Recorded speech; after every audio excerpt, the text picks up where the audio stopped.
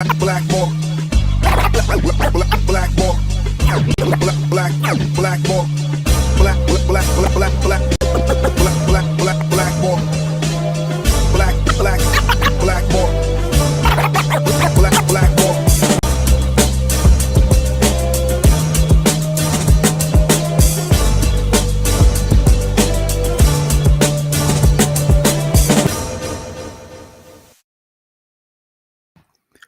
What is up, everybody? My name is James D. Fiore, and this is Blackballed. Well, I have done 7 shows in the month of September, and we are at September 28th. Why is that?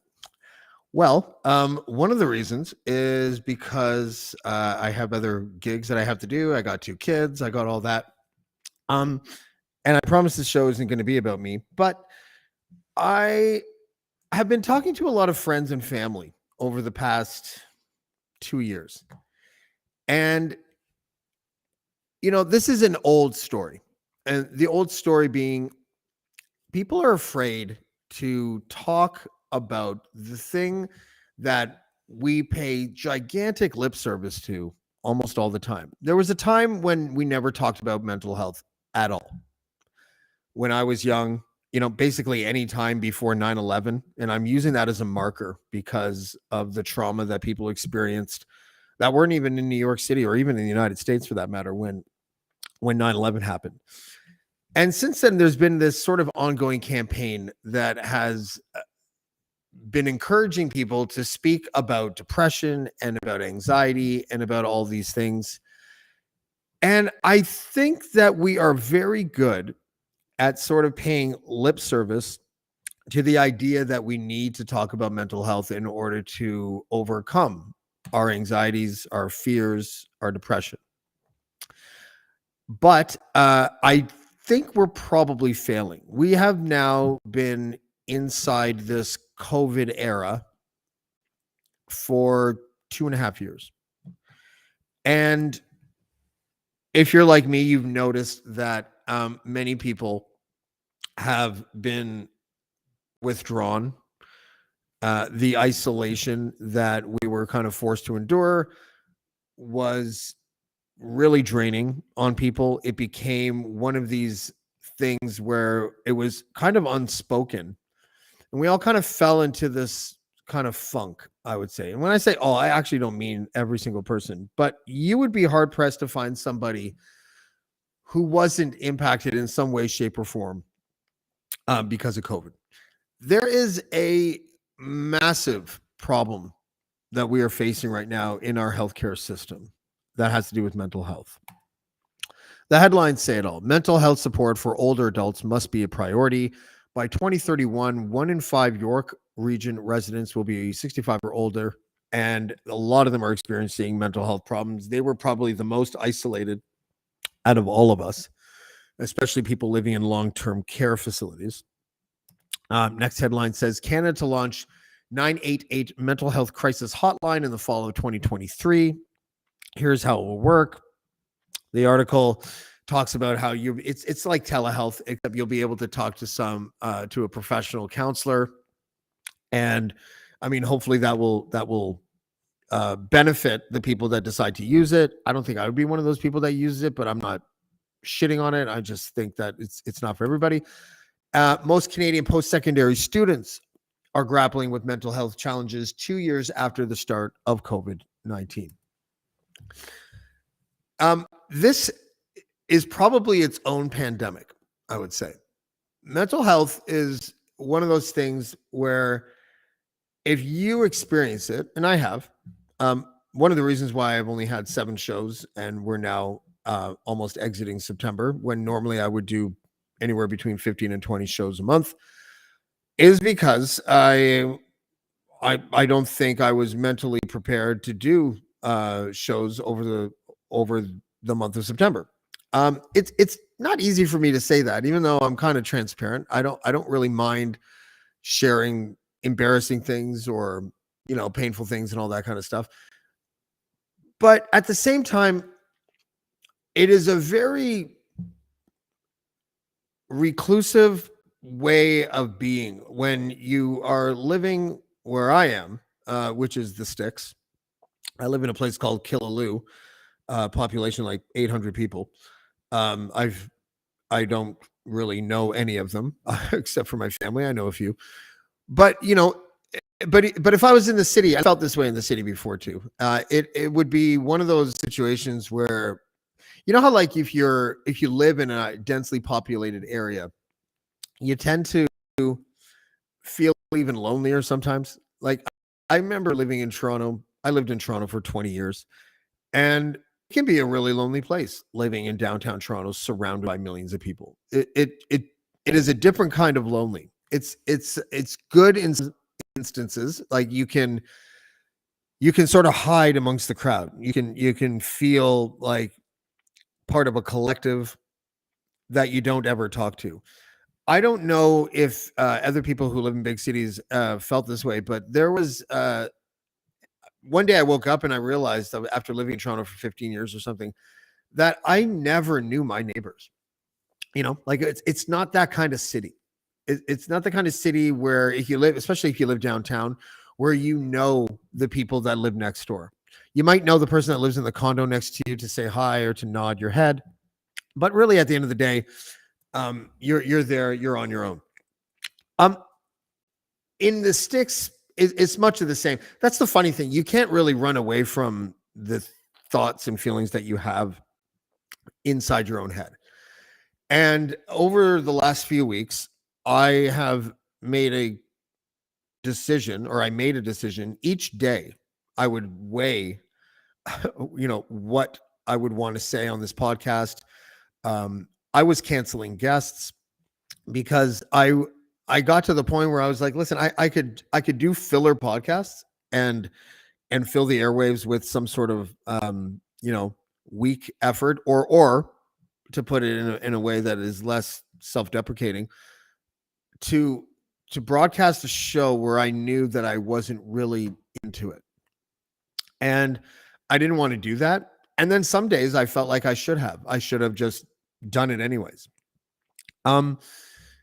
These are decisions that people who have a lot of anxiety or are going through some shit, or in my case, I suffer panic attacks, which makes me feel pretty tough because Tony Soprano also suffered from panic attacks and he fucking killed his nephew, right? So there's an upside to everything.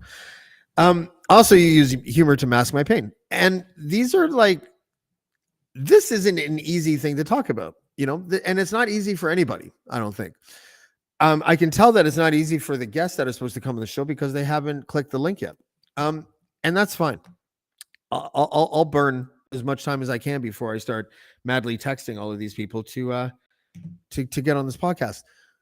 But really, I wanted to do this show not because I wanted it to be a pity party. I actually use that term. I think I just copied and pasted texts to people where I was like, this isn't like a woe is me pity party type podcast. So I don't want you to think like that. I just think that we need to talk about stuff. And I'm so happy that that many people responded and said, yeah, either I'm going to come on or I'm going to watch, because I don't think that people talk about this enough. And I'm not a mental health professional. I am not going to be able to give any sage advice, I don't think. But I think just talking about our experiences may make people feel a little bit better about themselves. I would like to welcome first Christy O'Hare. How are you? I'm good. Can you hear me okay? I can hear you okay, but does anyone else hear an echo? Yeah, there's an echo. Can you put on headphones, love, and I'll get back? Yes. Look how annoyed she is. Look at her. Give me 1 second. I'm going to bring in George. George Easton, how are you, buddy? I'm well, thank you. And you? Good.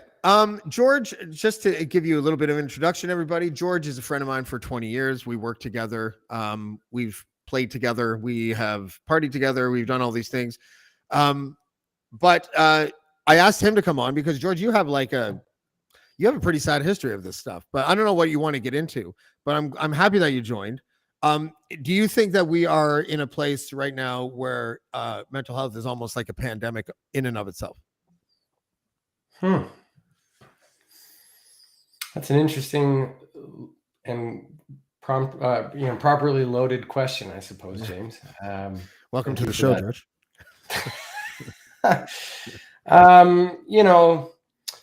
Definitely it is true that I think every one of us at some point understands at least a level of unconsciousness, right? And that is itself a part of mental health, right? I mean, we've all been in there where you've had an argument with your partner that morning, and it sort of sits with you for the rest of the day, and it knocks you slightly off of whatever it is that you're doing, because there's a part of you that's still stuck in that moment from earlier in the day. And so I would argue that at least everybody sort of deals with this level of hum of mental health. And then as things that happen with us, to us, around us, we get knocked into deeper levels of unconsciousness.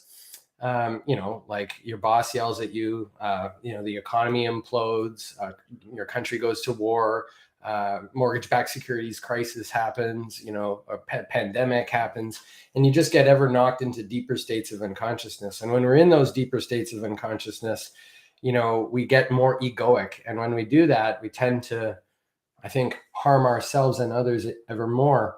And, you're right. You sort of leaned into, I have a rough family history with mental health. Many of my family members have suffered long and deep for many a year. And, a lot of that suffering kind of comes back to the same concepts related to consciousness and presence. And, I will tell you, in my own road, I have suffered with a lot of anger as part of my mental health issues. That was sort of my valve to release, it seemed. And then, I don't know, I popped into Eckhart Tolle and Russell Brand on a podcast once, and I cry laughed my way through that entire thing, because it was like the frying pan of the shit that hit me in the face that I always wanted and needed to hear. And it really helped me understand that when we go into the past, we're feeling pain, and we're coloring that with how we are feeling as we tell that story today. And when we go into the future, we're suffering.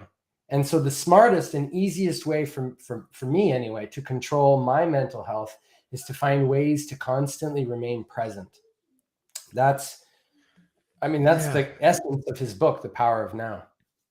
Yeah, I read that once on a train, and it was like the year 2001 or something. I think it came out right around there, 2000, 2001 or something like that. And I wasn't really aware of that whole staying in the now concept before I read that book. And it's something that I forget about almost all the time. What is it that anxiety is worrying about the future and depression is thinking about the past? Something like that? Yeah, I mean, I'm not clinically charged enough to understand such definitions, but I do understand that, we so often, it's sort of like, did I fuck that up? Do they think this of me? And we start to project into what we believe the other person's narratives are of us. But like, I do that all look, the time. James, if you or I were any good at foretelling the future, don't you think we'd be a lot more wealthy than we are? I mean, I probably wouldn't. I'd find a way to fuck it up. Fair enough. Play the cards that you're dealt with, I suppose. Yeah. But like, to me, I've realized I'm not very good at foretelling the future, and I also know that every time I go digging around in the past, it's sort of like the old fish story. It was this big, then it was this big, then it was this big and this big, and you constantly are altering the details of the past, which is never accurate, based on how you feel today. So if I'm bragging or about something, well, the fish is going to get bigger. If I'm angry about something, well, then the culpability of my own actions is sort of deteriorating in the story that I'm telling.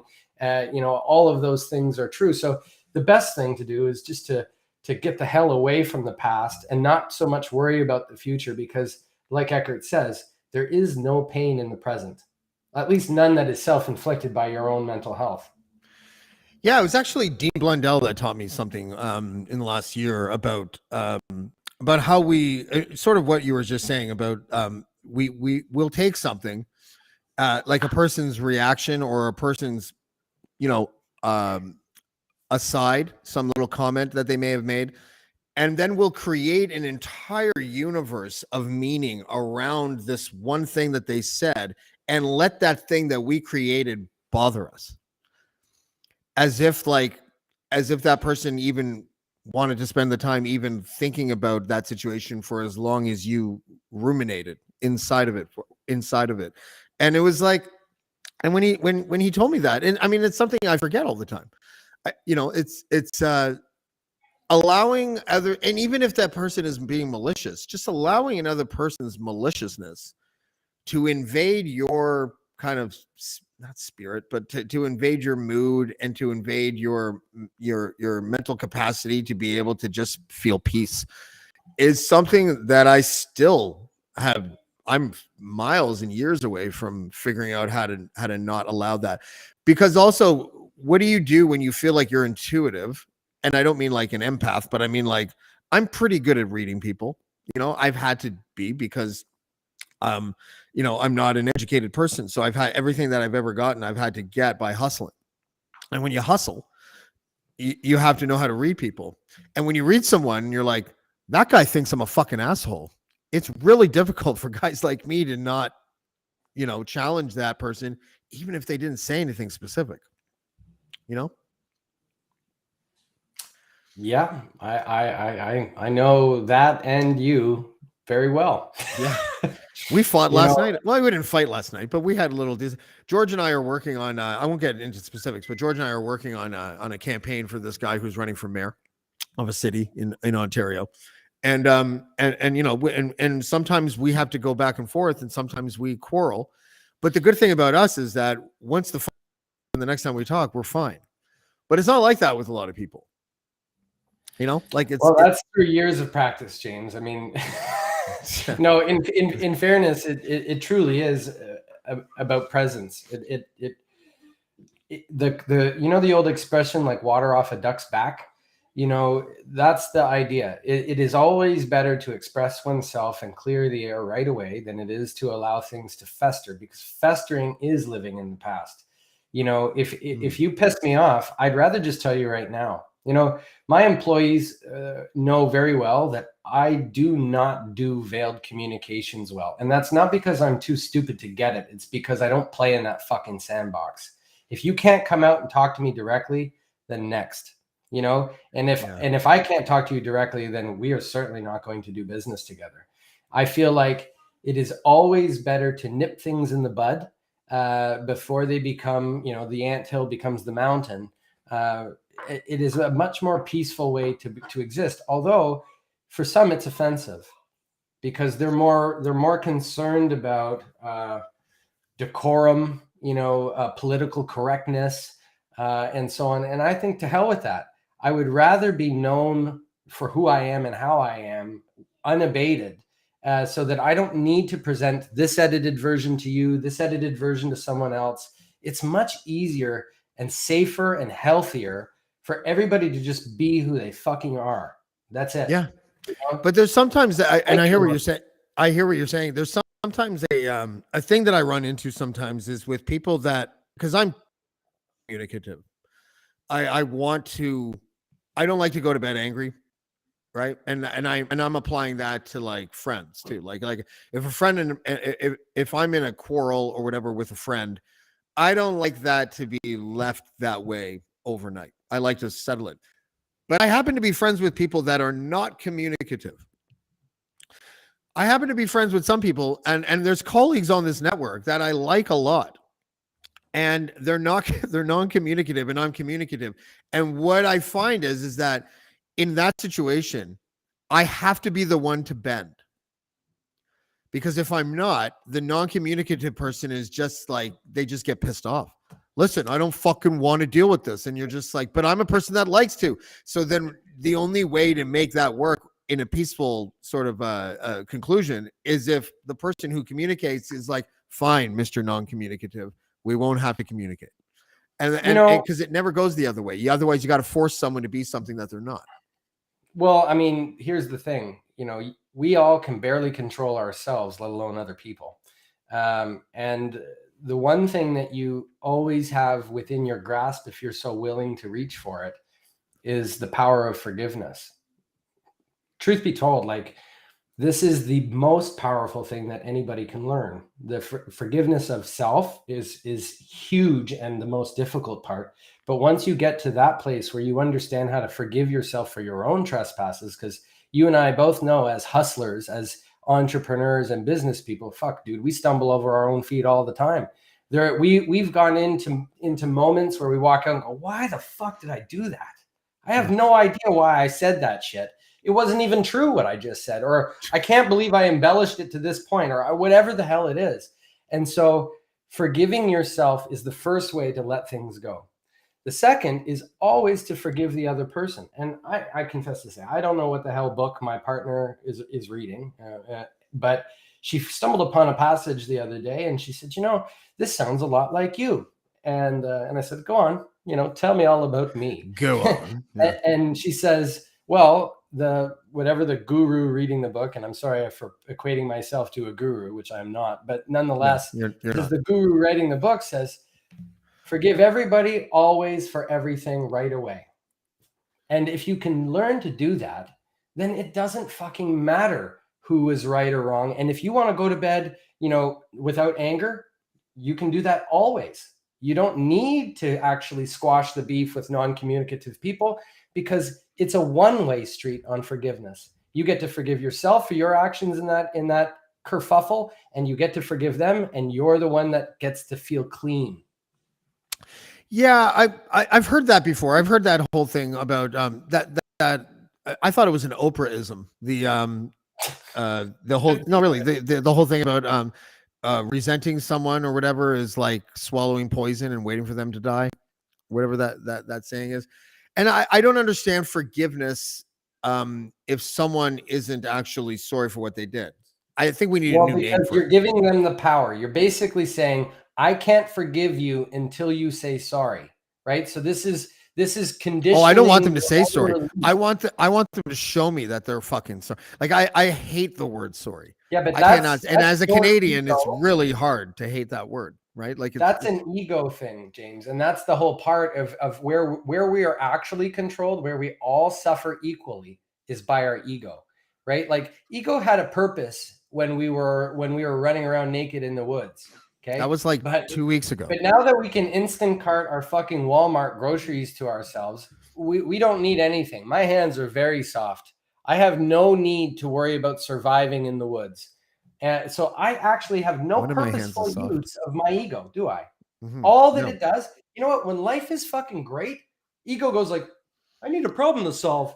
I know what? I'm going to insult my friend's wife, out of nowhere. And you're like, what the fuck did you just come? Would you stop it? And then you sit there and you wonder, why did I just shit my own sandwich? Yeah. But you did.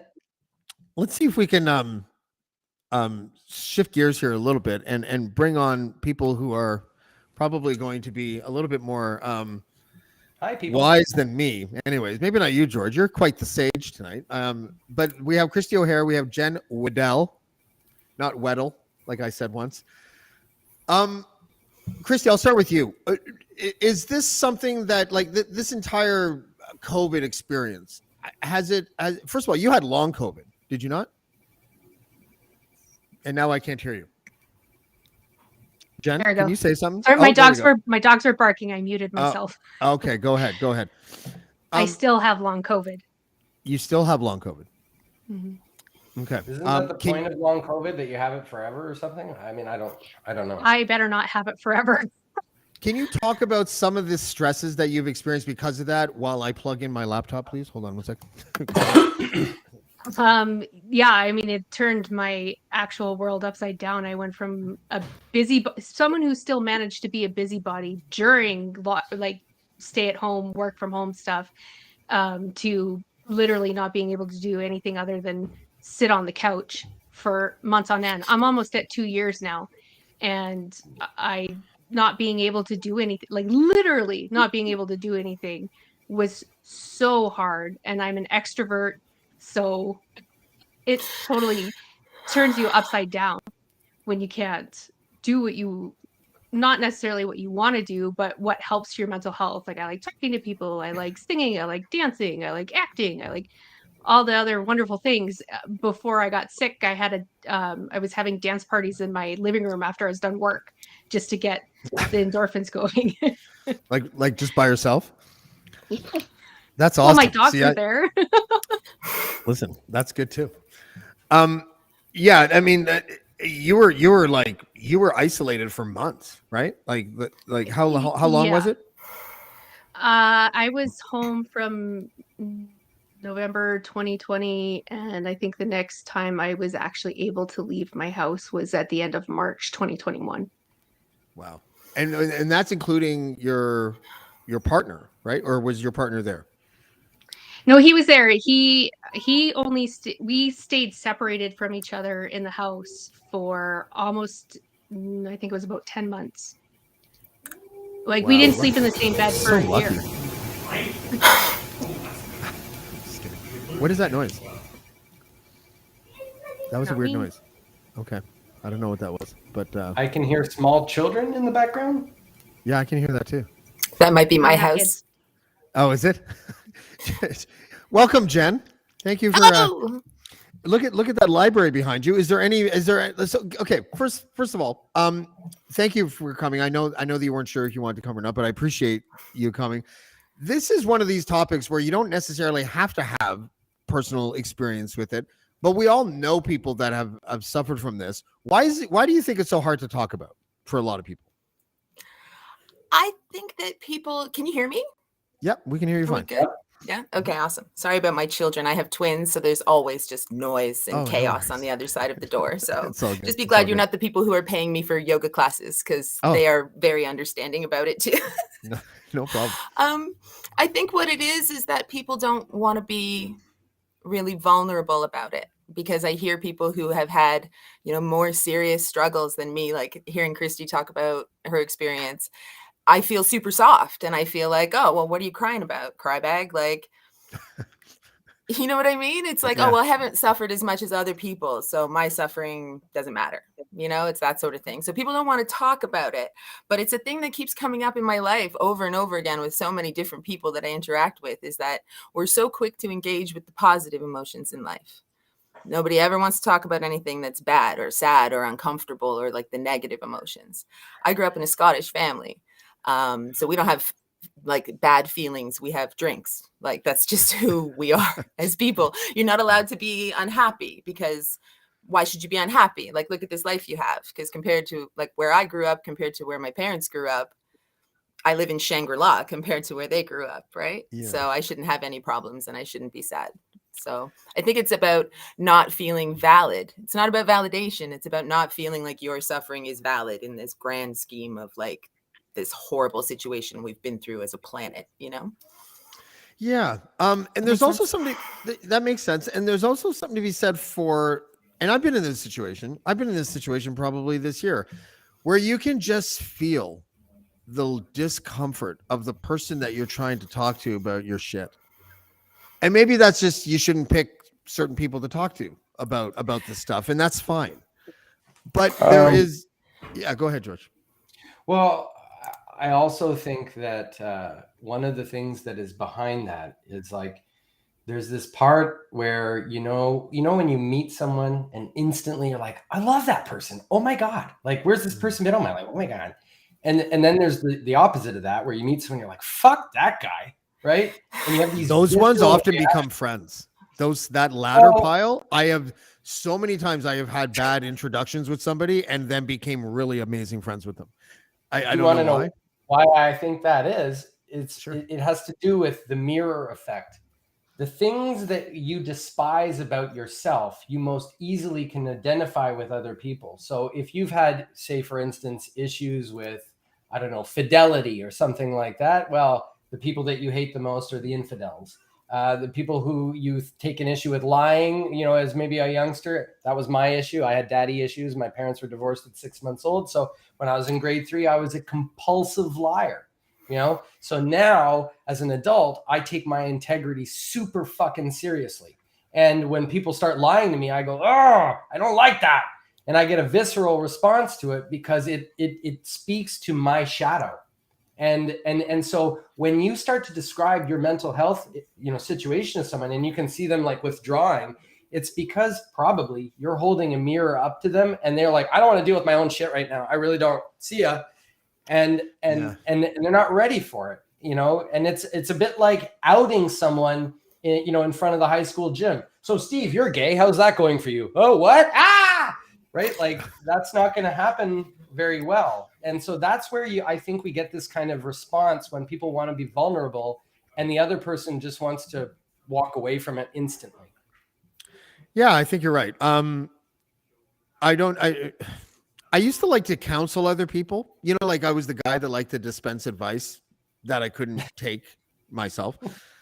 And now I don't even want to do that. Like I honestly, like I joke with people, I share things with people, but like there are a very select few people that I will like be like, I am in a world of pain right now. There's not many people that I can do that with. And a lot of times I don't want to with certain people, right? Because of what you just said, but also because I don't want to pile my shit on other people. Like I really don't. You know, what's really funny is that a lot of times people think that I'll just use myself as the example because I don't want to speak for anyone else, but you can tell that people think like, oh, here we go. He's going to like make it all about himself and just want to talk about his own shit. And really like it's not really something that is like eating me up where I need to talk about myself in that, especially in that context. But that wavers, right? So you kind of don't even know how to approach it because some days you feel like I kind of do. And then you have a person who's receptive to it and you're like, okay, this person's receptive. That's great. And then a week later to that same person, you're probably just like, I don't want to talk about this at all. And it's difficult because if you don't have a counselor, and even if you do, sometimes you want to talk to someone that knows you inside out and not someone that can take the surface and try to diagnose you. I don't know.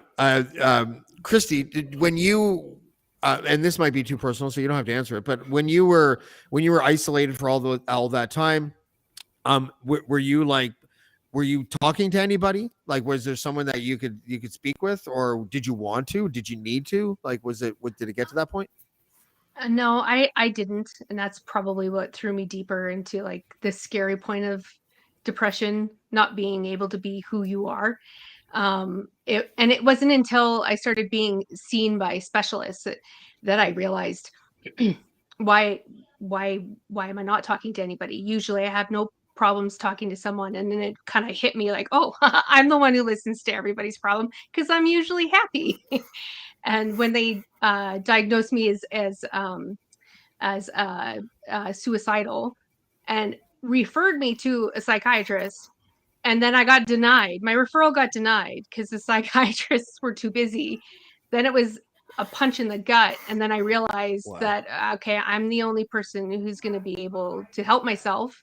So then I actually started to reach out to friends, talking more to family. But the biggest struggle was that no one understood what I was going through, because you get a little, oh yeah, no, I'm tired too. I'm like, it's not the same thing.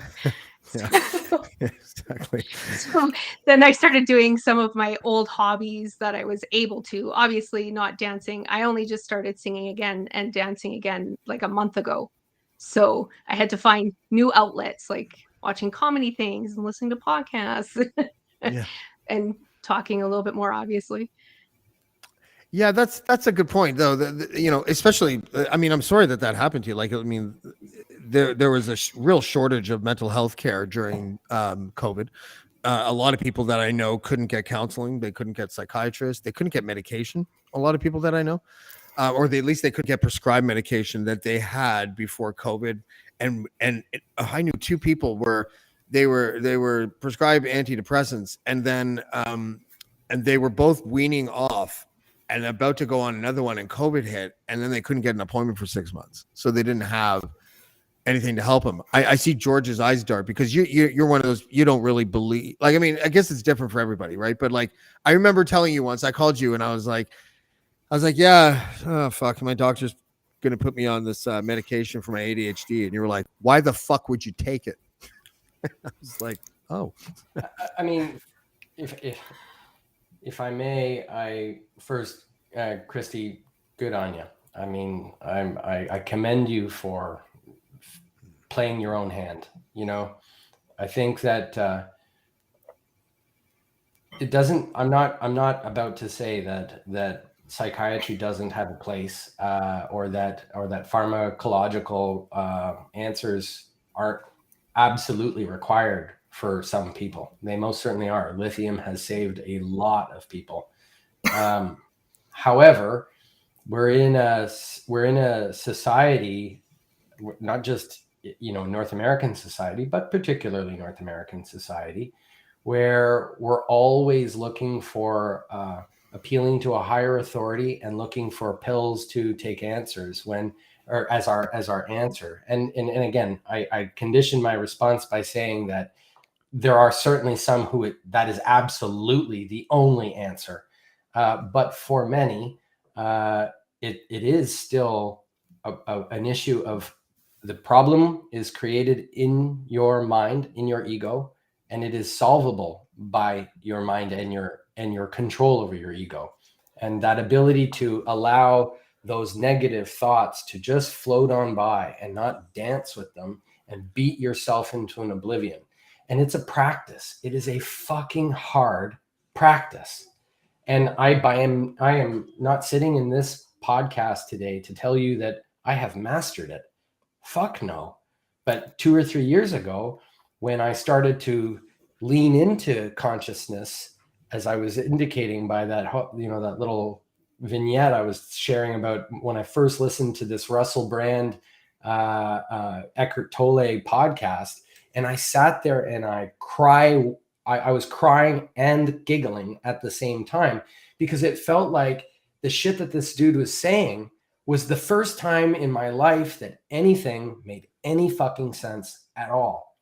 And I put that to practice and instantly started to fall into a practice of mindfulness. And mindfulness for me, and maybe you others will disagree, but mindfulness for me is about shortening the rope of understanding when you're losing your control, like when you're losing the battle to your ego, where the narratives that are circling in your head are actually winning, where the thought that could have floated on by, you know, because your brain will never stop creating these thoughts. You decided to hold on to that balloon and play with it. And as you played with it, you started to feel that metaphysical feeling of the stress and the anxiety and all the other things. But through a practice of meditation and conscious behavior and awareness of how nasty your ego can be to you, you can start to let go of that and shorten that rope more and more and more.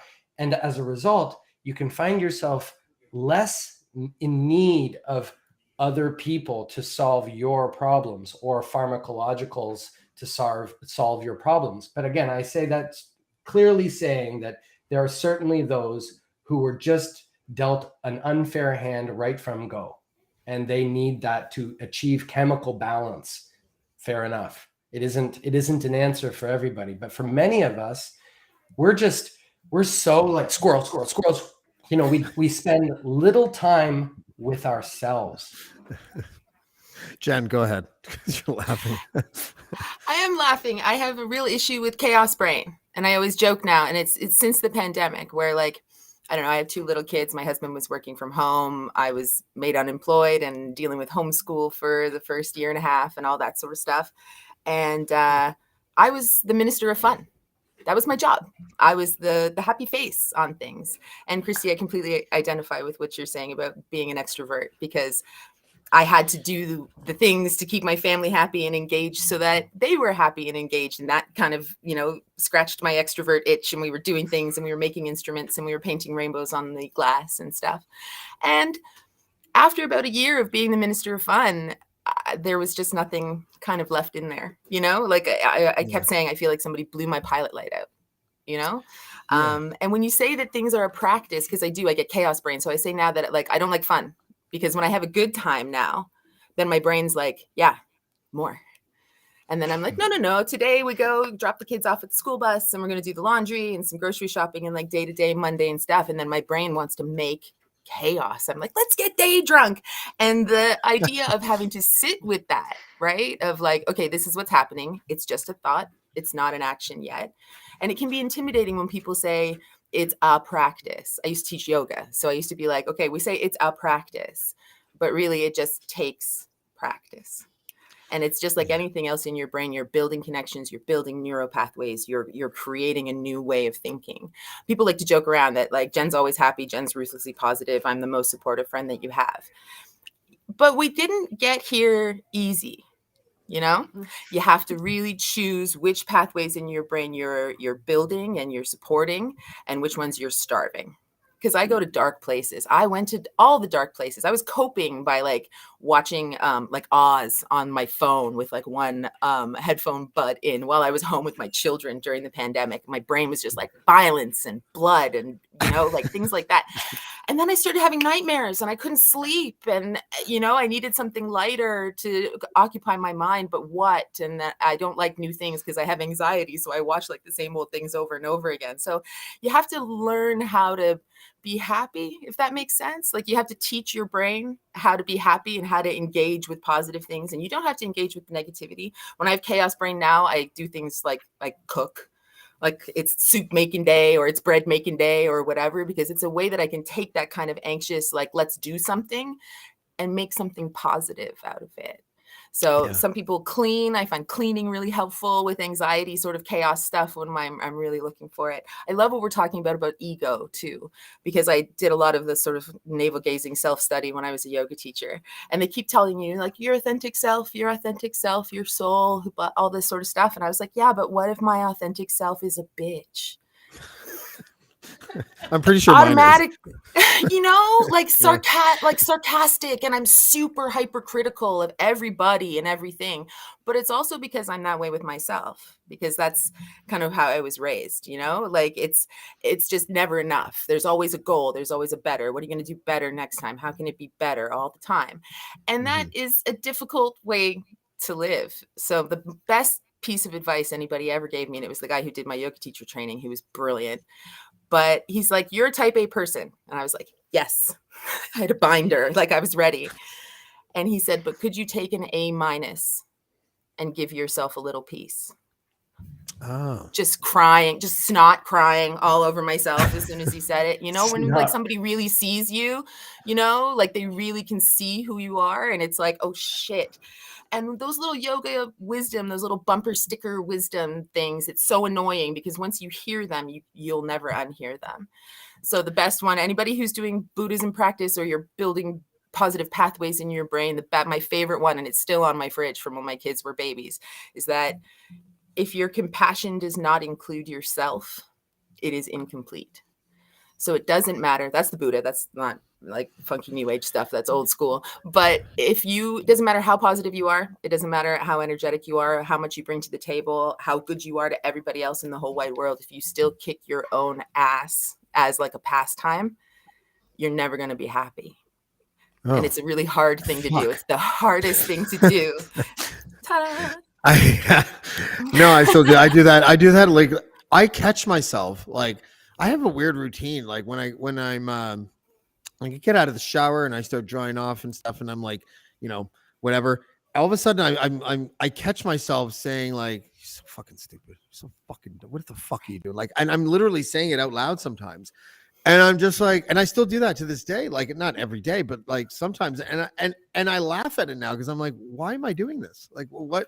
Just why? Why is it a ruthless voice? When I drink water in the morning, I'm like, drink some water, you dehydrated bitch. Like, that's how I talk to myself. I would never talk to anybody else that way. And then my children come out of their bedroom and I'm like, good morning, my precious blueberries. You know, like so kind to everybody else. But like already I'm swearing at myself in the kitchen, you know, like. Yeah, no, exactly. My medication just sat on my lap and then ran away, you know, like that, She's you know, so cute.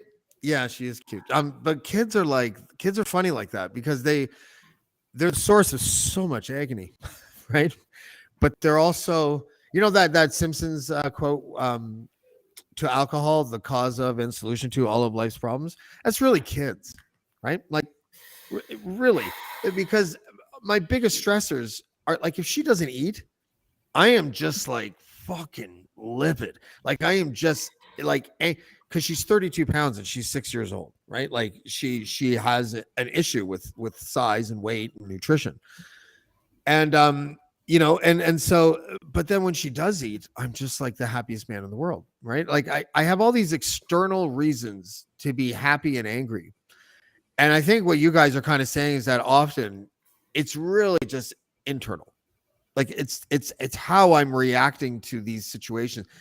And it's funny because I stopped drinking and I almost started drinking again during like just in the past like 2 months. I wanted to so badly just to get rid of the anxiety because I knew that it would work, you know, because it did before. I didn't I didn't realize I had anxiety until I stopped drinking. And then I was like, whoa. Why do I want to murder every single person right now? Like everybody. And it was because I didn't have any, like, you know, because I was so used to, like, you know, what do you call that? Self-medicating or cushioning my pain with something until I didn't even realize that it was there. And when I hit middle age, I started to realize that you can medicate your pain with anything. Like I know so many people who do it with things like yoga and fitness and things like that too, where it becomes like, because it's so related to like brain chemistry, just like alcohol, just like drugs, just like everything else. Anything that gives you that little hit of endorphins or anything like that. Like they are at the gym at 5:30 in the morning because that's the only time they can do it. And I'm like, well, you know, you can take a break. You were sick. You're getting over COVID or whatever. And they're like, no, I have to go. It's like compulsive. So there's nothing that you can't turn into heroin if you're trying to medicate pain. Right? It doesn't matter what it is. Well, Adderall now. Now I stopped doing Adderall because that was my prescription. And I was like, oh, it's the 8th day of the month and I'm out of Adderall. You know what I mean? Yeah. And yeah, I know it's really good. Right. But like, anyways, my hairdresser's here now. Leanne Schaefer. How you doing? Hi. Hi. Who are you? You know, we're all just sharing stuff, right? What are you saying? I know. I missed it all. I just finished work. But I got an email from my mom. Oh. And I'm probably going to cry. Oh. So well, let's put the camera on you really tight then. No. Oh. Sorry. So I got an email. He said, this is great news. Check your email, please. So they got all the cancer. And the margins are clear. She has 5 weeks of radiation, but no chemo. And the doctor thinks it's good. And I feel like I'm going to have a heart attack because it's been like fucking awful. But I'm like, yay. Yeah. Well, that's good news. That's great news. Well done. Look, there's happy stuff happening on this podcast. I was really afraid that it was just going to be like darkness.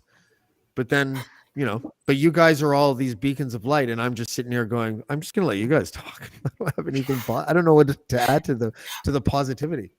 Yeah. But what I said about how you can turn anything into heroin, you can do it with laughter too, because laughter. All of the people that I know, Leanne, that's fantastic news. I'm so happy to hear that. So that's amazing.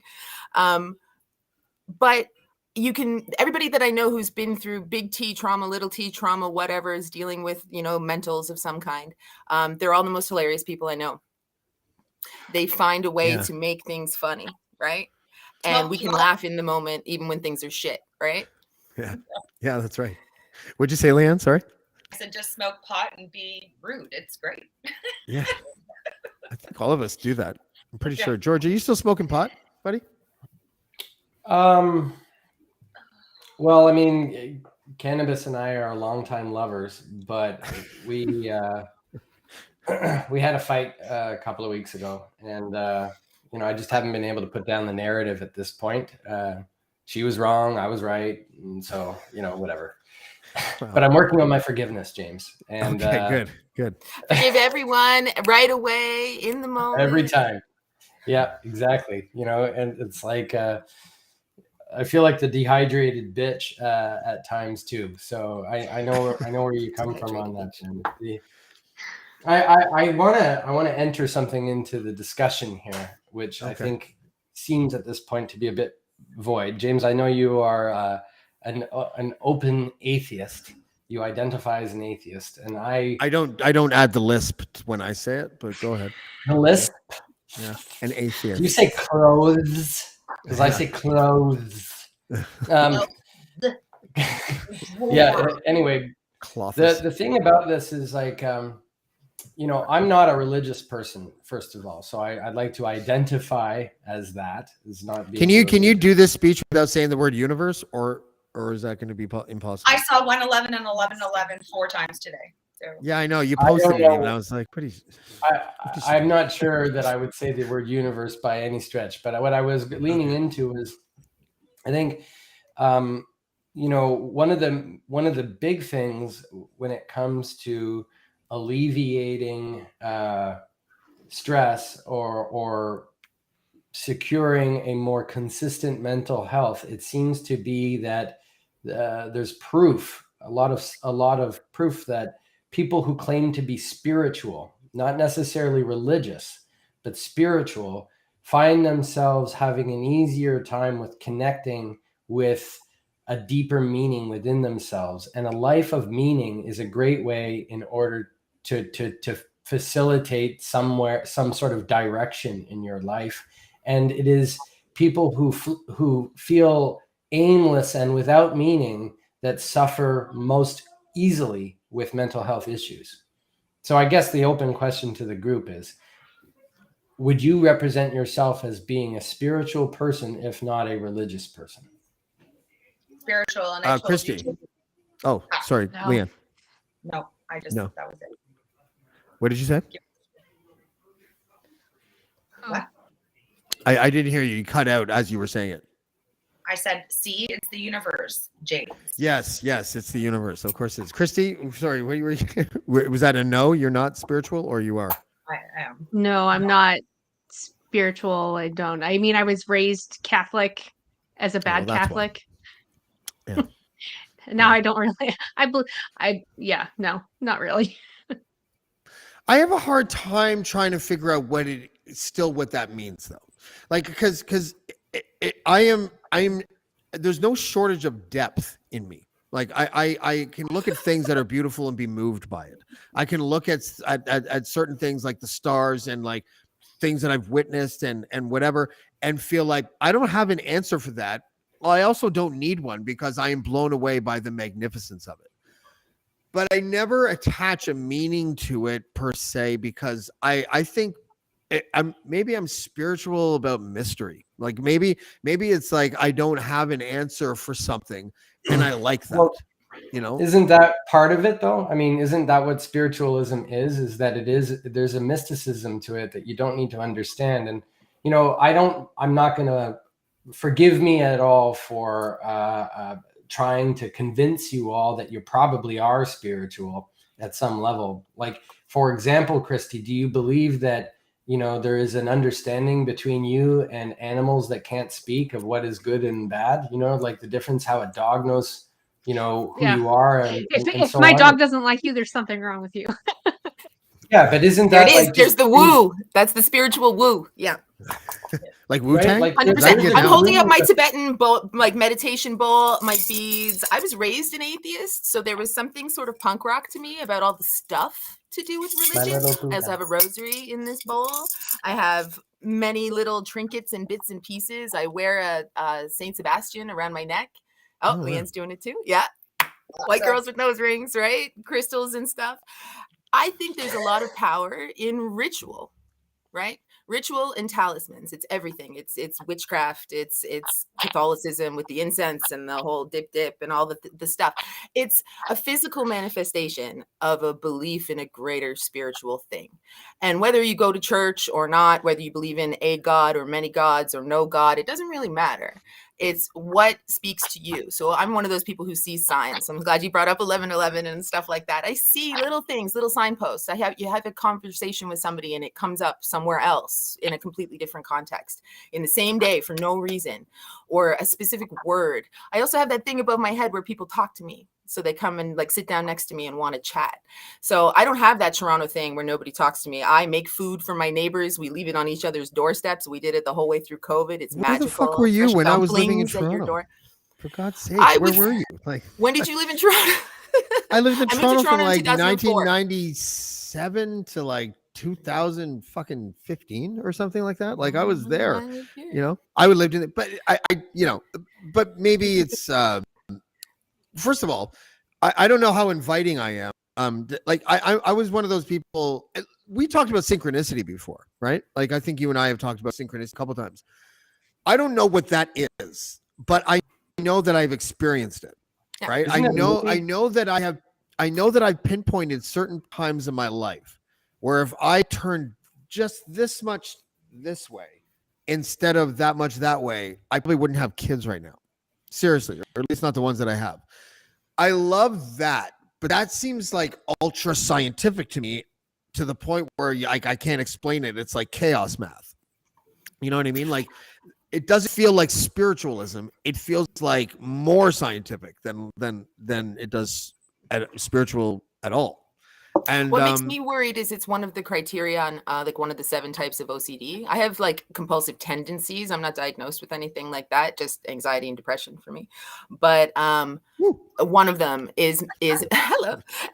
One of them is like magical thinking, like thinking that you're seeing things as confirmation when you're not actually. So that's one thing that always sort of checks my head, and I'm like, okay, is it actually the universe or is it a coincidence? Like things like that. But eventually the coincidences pile up so much that you're like, wow, that's a really big pile of coincidence, you know, that it yeah. So I don't like to talk about it because it makes me sound crazy. But it's that sort of vulnerability thing of I don't want to burden people with my like Jen is magical and sees woo, you know, like I don't really want to let that out too much in front of people who don't know me too well. But sometimes it finds you, right? Like I'm going to tell a quick story, then I'm going to let you guys, you know, talk as much as you want, because I love listening to you talk. But there's certain things that I don't know how to explain, and I don't know if I want to. So I had a really bad experience with a relative who basically slept with my fiance. Right, this is years and years and years ago, and I know this story. yeah, and so, but here's the weird thing. So when I was 18, I visited this relative in a place called Bella Coola, British Columbia, and we connected. He was my father's brother. We totally connected to the point where I was like, I wonder if he and my mom had an affair, and I'm really his kid, right? Like it was a good connection. And then like it was 10 years later, him and my fiance had an affair and this and that. And then so that was devastating, right? And then less than a year later, I moved to a place in Saskatchewan. So this is in Bella Coola where I met him. It was in Toronto where the thing happened.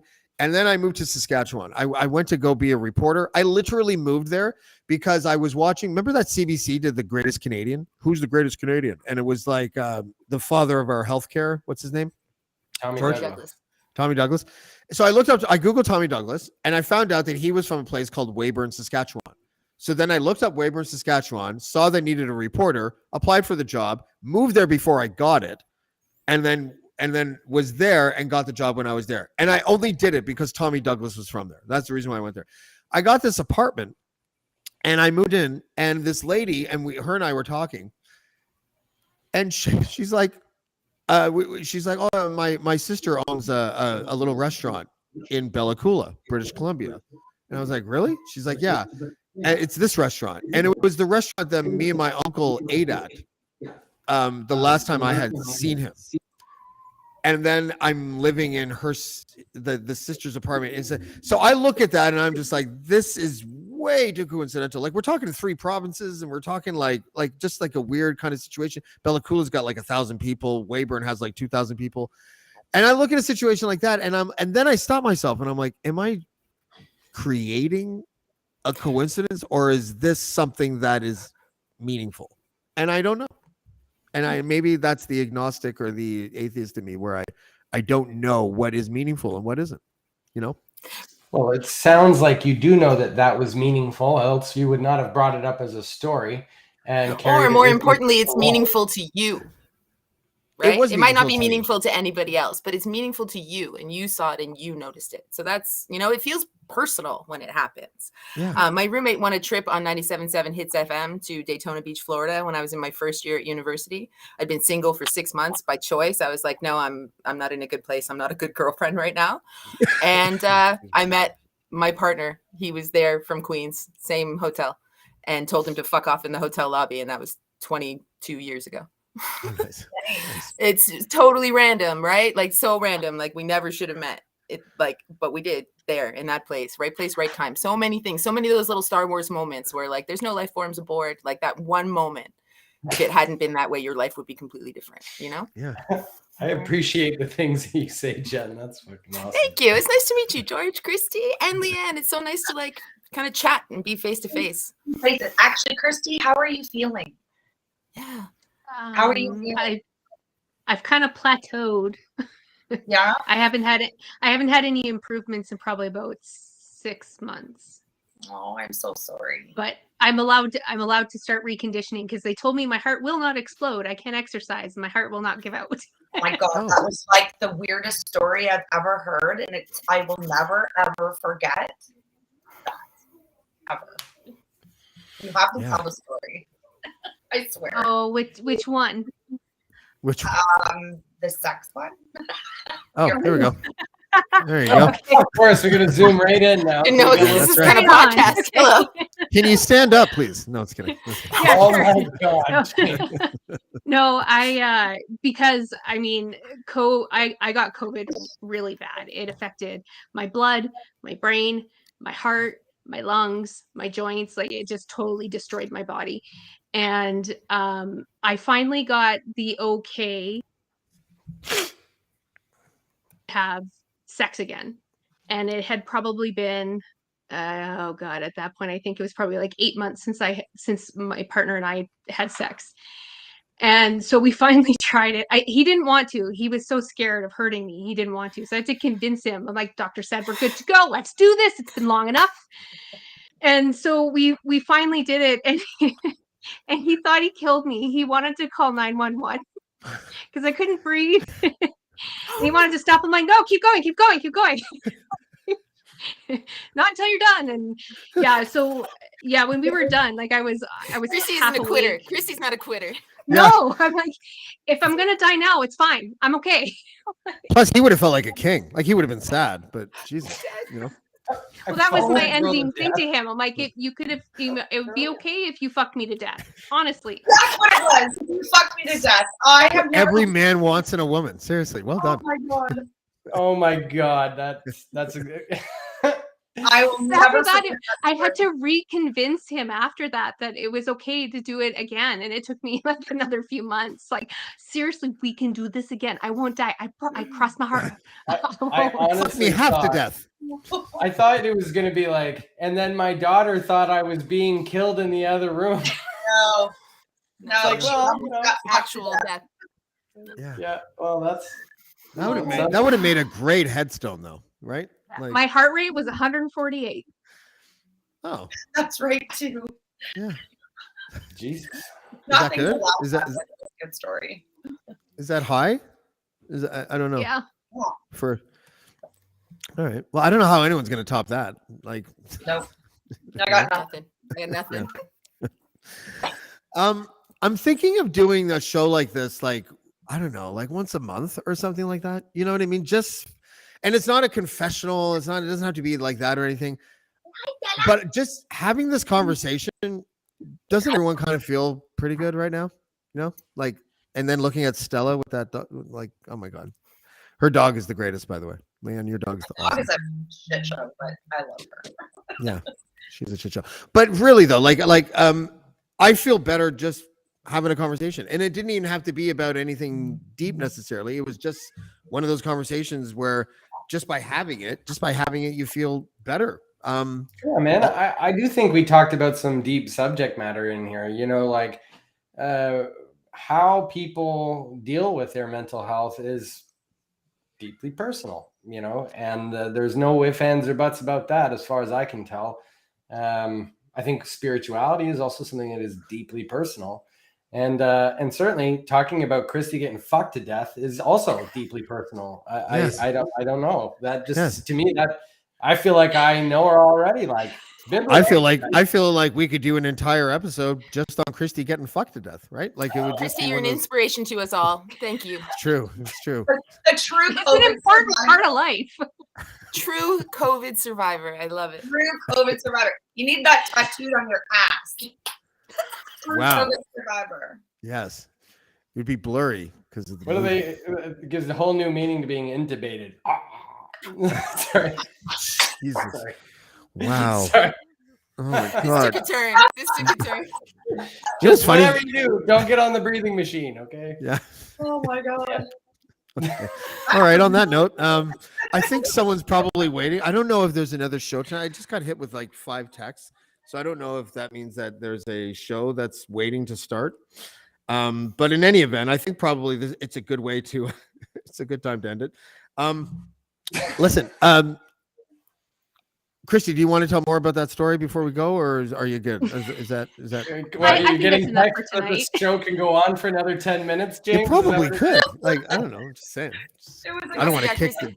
I mean, I got I don't nothing wanna- to do right now. So I don't want to kick the joke to death. No, but listen, like if there would you like, maybe you guys can tell me in the chat. Like 30% of the chat is on the screen right now, usually, but should we do a show like this like once a month? Like, because I feel like I don't want to like have a deflated sort of sense like, oh, you're doing the mental health show again.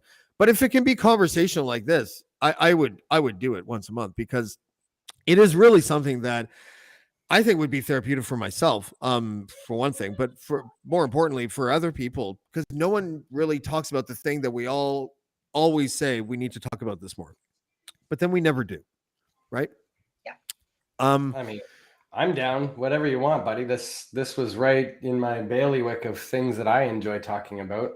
And I will say though, it wasn't always that way, and it wasn't because I had shame for the topic or even discomfort about how someone else might. It was just like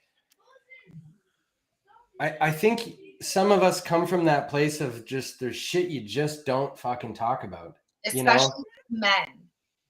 Especially with men. Like, because my brother, he probably can hear me because he's on vacation, but antidepressants make him impotent, so he doesn't like to take them. So this is some conversation that we have had multiple times for multiple years. Him and I talk about it, and we finally got him on a medication because he has to, and that's the end of the way it is. Yeah. That is certainly one of the tough parts as well. I mean, again, as I have said earlier, my family has suffered from lots and lots of mental health, and I have a brother that is in the same boat. But you know, it is one of those things that, you know, it's he like, as I was saying, there are some that definitely need pharmacological assistance, and you know, my brother is definitely one of those people, and eventually, you know, he kind of gave up, and I was like, and it was just sort of like a question of perhaps age too, you know, like when you're 22, all you want to do is, you know, tap anything that moves kind of thing. But when you're 48, you know, going on 65 kind of thing, it's less and less relevant, you know, because, you know, you're starting to find a larger cohort where it also doesn't work for them too. So, you know, you feel a little bit more accepted about that. And I'm sure that's a bit different though for women because of just that whole, like, you know, when you're in your prime versus when we're in our prime, and how fuck this prime shit. I feel the same way I didn't do now as when I did when I was like 15, 18, 25, 36.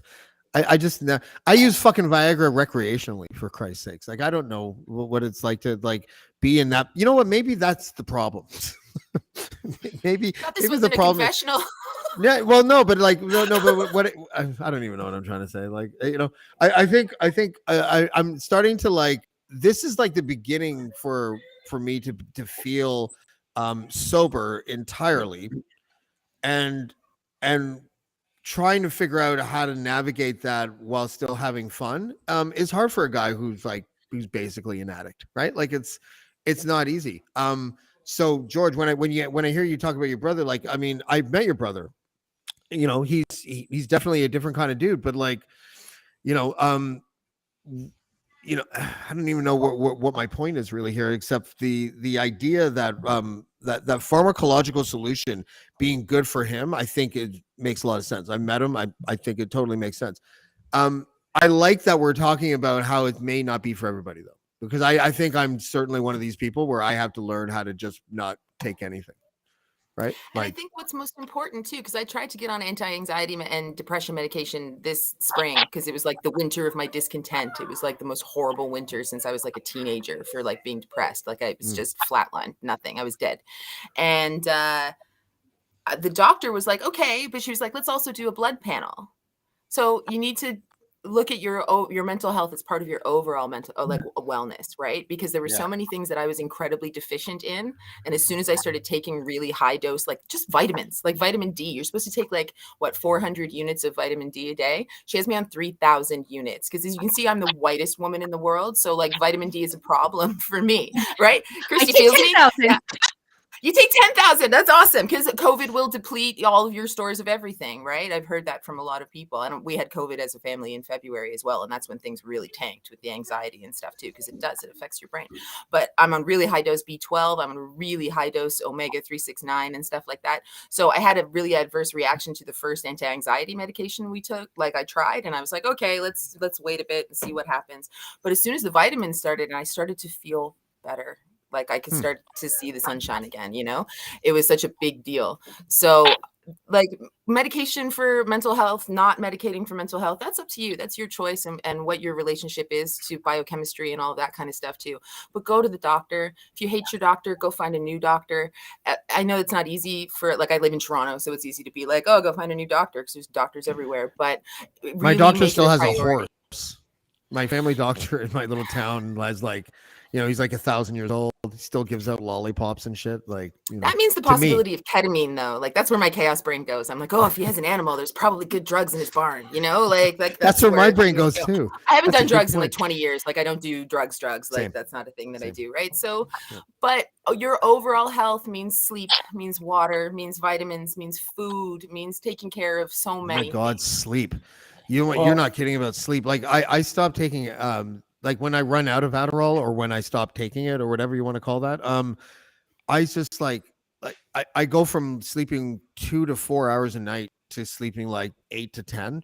You didn't sleep 2 to 4. It's like you barely slept an hour ever for months and months and months and months. How do you know that, Leanne? Because I'm but that's my first thought when I have a really bad panic attack now. That's how I turn that frown upside down is I'm like, well, at least tonight I'm going to have that good post-panic attack sleep, you know, because there's nothing like that post-panic attack sleep when your whole body is like exhausted. That is the greatest night's sleep. I could run for 3 days on that sleep. It's just magic. Nestling in the like after effect of the worst pain of all time is the greatest. Right? So like even like hyperventilating, it's like, oh, I'm going to sleep good tonight. It's great. Yeah. So I want to just like draw some attention to one of the chats that I just saw pop up. So Michelle DeCorby, I'm 56. It's about orgasms, poops, and sleep. And I got to tell you, I could not agree more. 100% that. Like when I was growing up, you guys ever watch that Portlandia skit where everything is beats? And they're like, it's got to be beats, you know? And the guy's like, I just got in a car accident. There's blood everywhere. It's beats, you know? And so I grew up in a household where it was like, oh, Dad, my leg hurts. And he's like, did you have a good poop today? and everything boiled down to, if you've had a good poop today, well, then you'll probably be better. And then, you know, when I got to being about 17, he was like, so did you poop today? No. What about jerking off? Did you do that? No. Well, then you better. And like, Dad, all right, fine. My grandma does the same thing. Have you pooped today? Are you pooping regularly? Are you giving enough sex to your man? Because he will venture out if you do. You got to give him enough sex and poop every day. If you don't poop every day, you got to call the doctor. See, I'm Scottish. So the question was just, have you been? Have you been? That is so much better. Oh my God. Oh, you don't talk about poops and stuff like that. Like that's not a thing when your parents are British. I want to be Scottish. my doctor. The whole conversation is driving me crazy. Mental illness, alcoholism, it's a whole situation. None of them have you're having feelings. Oh, I see you're having some feelings, darling. All right. I'll be doing the pub. All right. You have your feelings. I'll be back later. That's just how they roll. Like that's just who they are. But have you been was a big thing. But when I worked for a naturopath, that was the first question she used to ask everybody when she was doing consultations is, what is your digestion life like? So take like, it's funny, haha, poopy poop jokes and stuff like that. But think about your whole body as like a kitchen sink, right?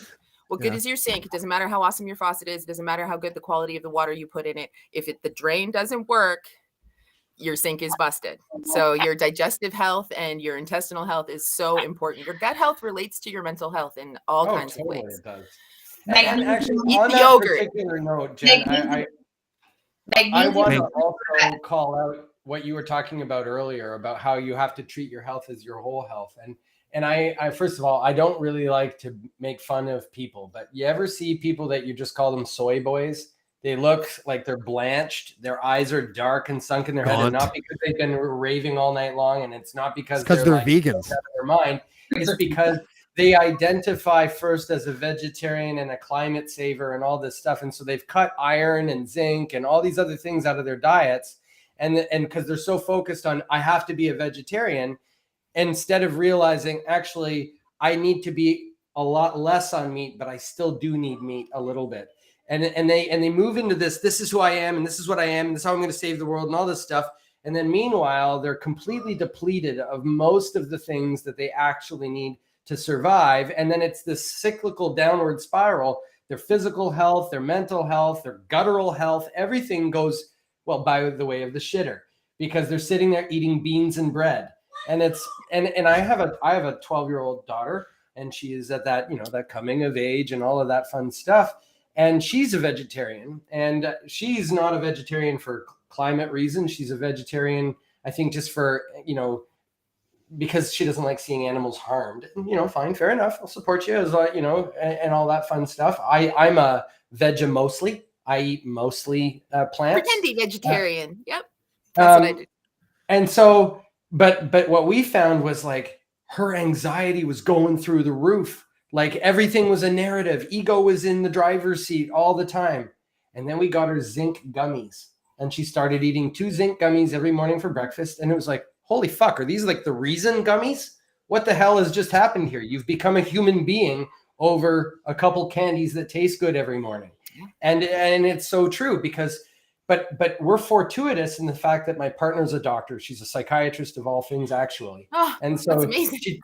She took, the doctor is in. Is it? That's fantastic. Is it really amazing? to realize it, The downside to that. she's actually one of the, and I won't identify her. She's not given me permission to do so, but she's one of the very few psychiatrists who is anti-pharmacological, unless of course you're on that extreme end where you absolutely need it. But I will tell you, she and I both found consciousness at the same time. I found that practice of mindful behavior and so on at the same time. We started meditating at the same time. It has pervasively gone through not only my home life, but now my company meditates as a company every day at 11:45 for 15 minutes. And we take this very seriously because it has helped everybody. And I think that she's seen, and I can't really speak for her, but as a professional psychiatrist where she's been, I think including her residency for now 12 or 14 years, she's had more rapid change in her patients in the adult intensive care unit through just a practice of mindfulness and presence than she's had with pharmacologicals. She's got people that are in and out and in and out and in and out and in and out, all on different scripts. And can you adjust this? And can you adjust that? And then she gives them a book, and they read the book and they go, holy fuck, this just changed everything. I think I'm good. Well, thank you. And I'm sure it's the right book, and they're at the right place, right? There's this bit of yogic woo It's a that's time like, and place thing for sure. You got to be ready to receive it, Yeah. And the saying is, when the student is ready, the teacher appears, right? So when you're ready to receive a message, somebody is there to tell you that message, right? And when your ears are ready to hear it.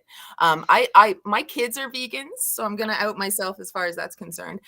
So I do take, and I work for a mostly very vegan, very animal friendly, very hippie woke company. They make bath bombs. That's all I'm gonna say. But people love to be like, oh, the vegetarians, look how sick. Yay. people love to bug the vegans about they look so sick, and it is, because you do. Like, I was super anemic when I was vegetarian because I wasn't paying attention to my iron and all that kind of stuff too. My kids aren't vegan because I'm woke. My kids have a genetic metabolic condition, so I feel you on the like one kid that won't eat and looks like the kid you don't feed, because I have one of those kids at my house too, and she has a twin brother who's built like me, like a brick bean oven, and they eat the same food. They get served the same food every day, but they look like night and day. It looks like I only feed one kid, so they're vegan. Not because I'm woke, but because they have a genetic metabolic condition called phenylketonuria. It's PKU. It's super rare. So the part of the pandemic and the stress for me was, if we ran out of stuff, it wasn't just a question of, can I go to the grocery store to get it? We have specialty foods at Sick Kids, which has all of their low protein stuff. So basically, the way like diabetics can't process sugar, my kids can't process protein, specifically an amino acid in the protein called phenylalanine. So if they eat a ton of protein, it builds up in their brain and causes brain damage. And they were diagnosed at 7 days old. Yes. So they are on a very limited protein allowance. They are allowed 14 grams of protein from food. They drink a metabolic shake, which has phenylalanine already converted to tyrosine. When you become a PKU part of the PKU family at Sick Kids, you get like a minor in genetic metabolics and how to explain it to strangers. But that was the stress, was that now we can't get into the hospital because Sick Kids was locked down so tightly. So you think health screenings to get into a regular hospital was difficult? Try to get into Sick Kids, not even to get into the hospital part, just to get into like the retail section so we can go pick up our shit.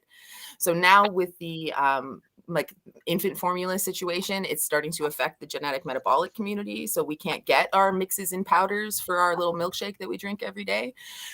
Stressful. And people are like, oh my God, these kids, all they do is eat and all this stuff during the pandemic. And I'm dealing with that because they were 5 at the start of it and they're 8 now.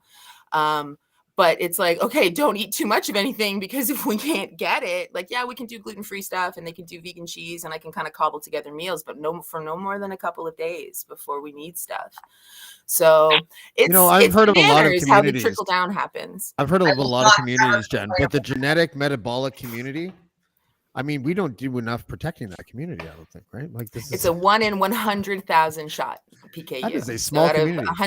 Out of 100,000 kids born, one of them will have PKU. Mine were born at the same time, and they both have it. So when I went back to see my OB like a couple days after they were born, when they'd just been diagnosed, she turned around and she was like, both of them have it? Because it's so rare. It was like unheard of. Even amongst siblings, it's only like a 1 in 4. Are they identical twins? No, boy and girl. So fraternal. Oh, okay. Wow.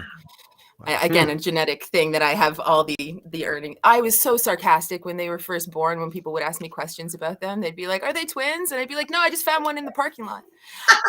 Everybody wants to talk to you at the grocery store. You have infant twins, and everybody wants to ask you a million questions. And I had postpartum depression and no fucking time for any of that. Yeah. Amen. I hate it when people do that shit. Like, honestly, it's like, a lot. My husband's the worst. He'd be like, "No, they're clones, like Dolly, the sheep, to like little old ladies." I'm like, "Stop, dude!" Like, some people are really bad at like talking to other people's kids. I had a guy once that he walked up to. I was pushing my daughter in a stroller, and he puts his hand into the stroller to touch my daughter, which is bad enough, without asking her anything. And then he's got a cigar in that hand. So I pull the stroller back. And he's kind of like, what the fuck? Like that guy. And then he goes to put his fucking big fat mitt in again. And I smack the cigar out of his hand and it just fucking helicopters away. And he's just like, and then I happened to be in front of a school. And then all I hear is from all these parents. And I'm just like, oh, okay, cool. Like, thanks. Well, and this guy was, yeah. So everybody wants to touch the twins because they're lucky in a lot of Asian communities, right? It's like very lucky and very fortuitous. So everybody wanted to touch their heads, but then tell me that they should have hats on. My kids were born in July. They're my kids. They're sweaty. Like, we're all just hell pigs. Like, we're just sweaty all the time. My kids are the kids running around with no jackets on. Like, those are my kids. They're always too hot. And I stand there with their jackets. So everybody knows I'm a good mom. They just won't wear them. Right. Yeah. But also, they want to ask me all the time, "Oh, your kids are so big and healthy," because they're giants. Like, my son's wearing clothes for 12-year-olds now. And they're like, "Oh, what do you feed them? Is it beef?" I'm like, "No beef, no milk." No. They don't eat any animal products, right? But I don't say vegan because then all my well-meaning vegan friends come at me with like the lentil recipes and they can't have that either, right? So It's a lot when it comes to your kids, man. It's a lot. Yeah. I know that single people and people who don't have kids had a difficult time during the pandemic, 100%. But being locked down in your house with your kids too, I got 5 months of senior kindergarten, and then that was it. I Yeah. tasted No, I had freedom, both- and then it was taken away. I had junior kindergarten, grade 1 for a year, homeschooled because of that. Guys, we have to go because my kids right now are waiting for me to put them to bed. And I'm pretty sure there's a podcast waiting to start. But I want to really, really sincerely thank all of you for having this discussion. And I think I will do this. I think I'll do this on the last Wednesday of every month or some shit. I'll just make up something arbitrary as long as I can do it once a month. You all are welcome to come back. And I learned a lot today. I don't think I solved any of my own problems, but I learned a lot from you. And I think that is all you can ask for. Was that supposed to be what we were doing? No, there was no supposed to. I did not have a case of the supposed to. I just wanted to have a talk about mental health because I don't think it's something that has been coming up a lot with me, just in my own thoughts and talking to other people. A lot of people are struggling right now, and I just wanted to have a show where people could listen and laugh maybe and learn something possibly. And I'm glad you guys were here because I learned a lot from all of you. I don't think anyone learned shit from me except maybe how to make too many jokes about Christy getting fucked to death. But other than that, I think we're all on the same page. Really happy that I was allowed to make another joke about that. But Christy, your worth is not related to how much better you're getting. Everybody I know who's had a long COVID experience, it's like everybody wants to ask me, how are you feeling? How are you doing? Because they want to hear better. And it's really demoralizing when you're like, same. So your worth is not connected to how fast you're getting better. Don't engage. I've started telling people all of that there. I've started telling people I'm a sandwich when they ask me how I'm feeling. I'm a sandwich, and they don't know how to. That's my dog. Okay, shut the fuck up, dog. Okay, that's okay. it. That's it. The podcast is over, everybody. No, the dog's not okay. He's got to go outside. Norman, shut up. Yeah, I gotta go. Thank you for joining me, everybody. Thank you for watching, everybody. We'll see you next time. I'm gonna remove everybody. Thanks, George. Okay. Thank you, Christy. Thank you, Jen. Thank you, Leanne. And I'll have to rewatch because I have no idea what happened. But I know, that's okay. Okay. And Norman, oh my God. Did you ever hear a dog ruin a podcast like this? This is crazy. I have to take my dog outside, obviously, and I will do that right now. Thanks again to everyone that joined and everyone that is listening still to my dog bark at the end of my podcast. We'll see you next time on Blackballed. Blackballed. Blackballed. Blackballed. Blackballed. Blackballed. Blackballed.